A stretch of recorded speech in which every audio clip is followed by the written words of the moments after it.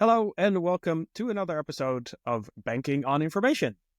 Today, my guest is Zac Cohen, who is Chief Product Officer at Trulioo.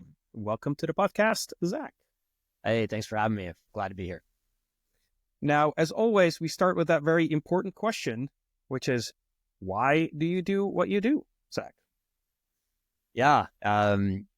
Listen, for me, it's a pretty clear Venn diagram. I think that's the easiest way to think about it and talk about it. So we have this market, we have some interactions, and then I'll give a little insight into personal. And so on the market side, listen, I think everybody wants to be working in a challenging environment with a versatile problem to solve. But what's super cool about why I do what I do is that the velocity of change and the meaningful positive value to society in terms of the work that I do is extensive. It's large. And so for me, those are really the important things of just making sure that you're constantly waking up every day and excited to do what you do. And it's really because of those four aspects.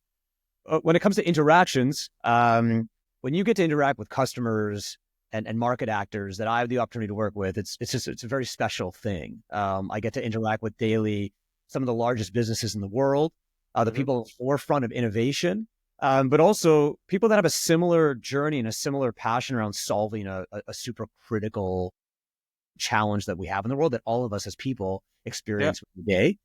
And then I think the last thing is a personal. I've always loved getting a full view of a business, even going back to my high school days, working in coffee shops or gas stations. Like I always want to know, like, where do the beans come from, or how do we make money here, and those kinds of things. So having started at Trulioo when we were just 15 people as the general manager, and then sort of over time just influencing and working across all areas of the business. I mean, that's why a lot of us get in tech. But what's cool than really being involved in learning how technology evolves, how it gets built, and getting exposure to all facets of the business. So that's sort of the why I do what I do. That's very cool. So you want to go down the rabbit hole, figure out how things work to then help other people solve their problems in a challenging environment that constantly challenges you. There you go. That's it. And in a nutshell. And I think when you link to, what Trulioo's place in the world is, right? I mean, fundamentally, we are a global identity platform that's solving the challenges of digital verification and onboarding, trust and safety, fraud prevention. I mean, it really lines up to sort of who I am as an individual and the things that excite me every day. You certainly picked an area where there is constant change and constant challenge for you. So that fits very nicely with your why.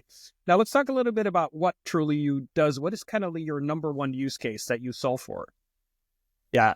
Listen, in the simplest form, we enable fintechs, payments companies, and marketplaces to onboard their customers compliantly, securely, and without friction anywhere in the world. So an easy example of this is, let's suppose you want to open up a bank account tomorrow with a neobank. So they have a compliance and regulatory obligation to verify that you are who you say you are. But simultaneously, right, they want to make sure that they're protecting against fraud and they create a seamless user experience. So with our identity platform, you can achieve all of this and more in any country by verifying individuals using data, documents, digital IDs, which is sort of the latest frontier. You can verify businesses by getting their company vitals, downloading the documents, understanding their ownership structure. And then we underpin all of this with an orchestration engine that lets you do low code, no code workflow building, as well as fraud intelligence services to ensure that you're onboarding the right people and getting rid of the bad. So that's sort of the broader use case that we service. And I think the other interesting thing that we're seeing today that's typical to a lot of your listeners and a lot of your, your customer base and ecosystem is the change between the evolution of, like, it used to be always people doing the onboarding. And now, we have this rise of the micro merchant, small businesses, sole props. So everybody who wants to, make a delivery or sell something online, the use cases are really shifting towards this business driver that's creating a lot of new different use cases as part of a holistic identity onboarding flow. So a lot of interesting stuff in the use cases we see today. And as the world gets more and more digital, we can't just look each other in the eye and sort of say, hey, are you truly who you say you are? And can I validate that? Can I look at your document right here? You're doing that digitally, right? Because everything is going digital. Absolutely. The digital expansion that we've seen over the last 10 years, I mean, you just have to look at how many things you do every day that's in a digital component. But it's also, that actually has gone full circle and translated back to our physical world. So Okay. if you want to jump in a car share, if you want to, order something online, like there's also that physical interaction through the app that is in real time, also doing a lot of these identity and behavioral checks to make sure that we're creating a safe environment. Yeah, that makes total sense. Now, how do your customers tell you they get value from your solution? Yeah. I mean, this is sort of what we all think about a lot every day. And I think you can be one of the first to say that like the initial customer experience, right, of a consumer interacting with your platform, I mean, that's everything, right? So that first connection point when you're creating an account, that flow, if it's not good, you're just not going to survive in this world. So when enterprises are competing for traffic, right, for sales, for customers, whether it's, again, like a digital, like a neobank, or physical, like the delivery driver, right, they want every competitive edge that they can get. Yeah.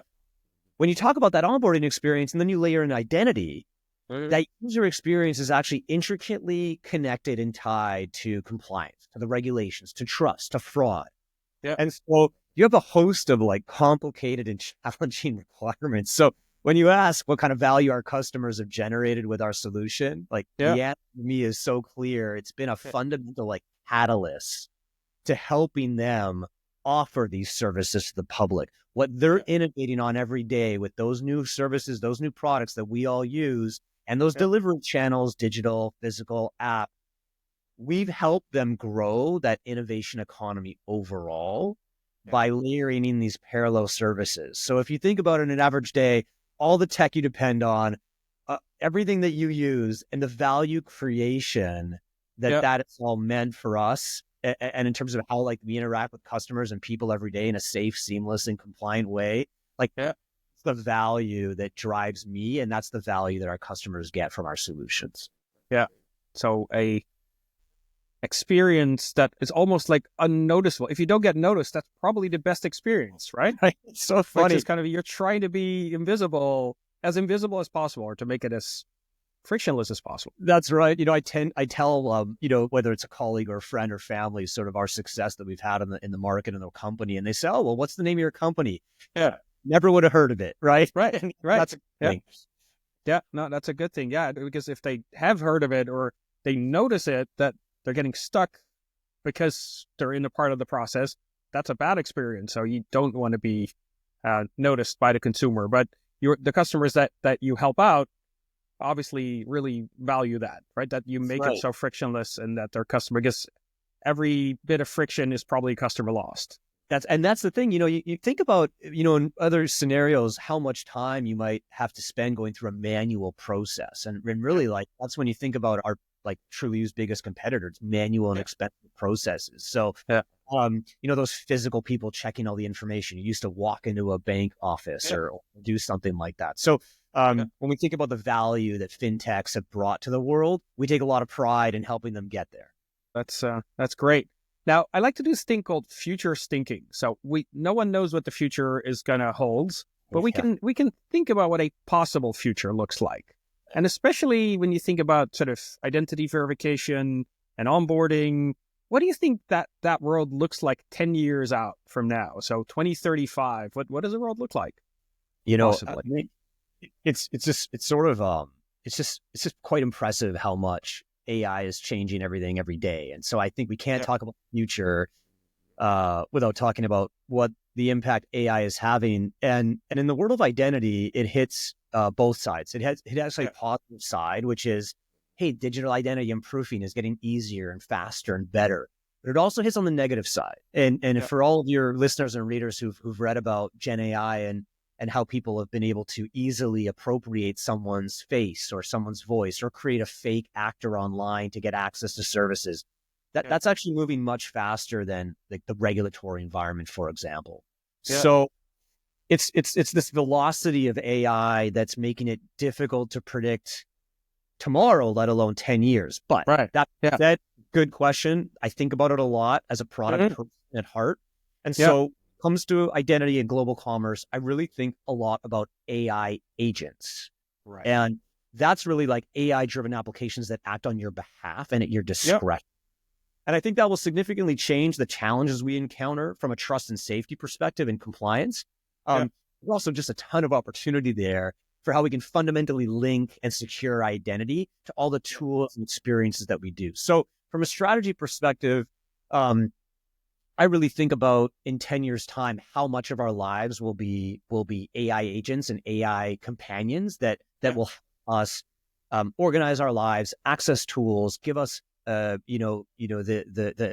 digital transactions that we want. And what do we do about that from an identities perspective? Yeah. So if everyone has their own personal assistant, then the question is like, well, how do you verify it's me, right? If it's my AI assistant talking to probably to your AI assistant, right? It's probably a lot of agentic AI talking to agentic AI. So that will be certainly a challenge. And probably 10 years from now, that will be some sort of a reality. So if that reality pans out, what can we do today to get ready for that kind of world? Yeah, I think we really need to make sure we have solid tools that can almost do that digital conversion of you as an individual into that AI agent, and make sure that we really build the connective technology where, whether you're tokenizing something, whether it's in a wallet, whether it's connected to your device, all the different things that we need to do to make sure that world can be possible in a positive way. And for me, when we think about how we've solved identity problems today, it's all about layers. And so you don't rely on any one specific identity tool. You have a whole platform that can do a variety of things. I think the best way we prepare for that future, where you'll have an AI agent and you're exactly right, like talking to another AI agent, we make sure that we're also thinking about the layers of tools that will help ensure that can happen safely. And so we start with 1, 2, 3, but you think of it as a platform approach and as a layered approach so that they can all seamlessly work together and ensure safety, security, and compliance. Yeah, no, that seems like a great way to get ready for that possible future. That is probably a good spot to wrap this up. Thank you so much, Zac, for being on the podcast. I appreciate it much. I love the questions and I'm a big fan. So thanks for having me on. Thank you so much. And until next time, choose to be curious.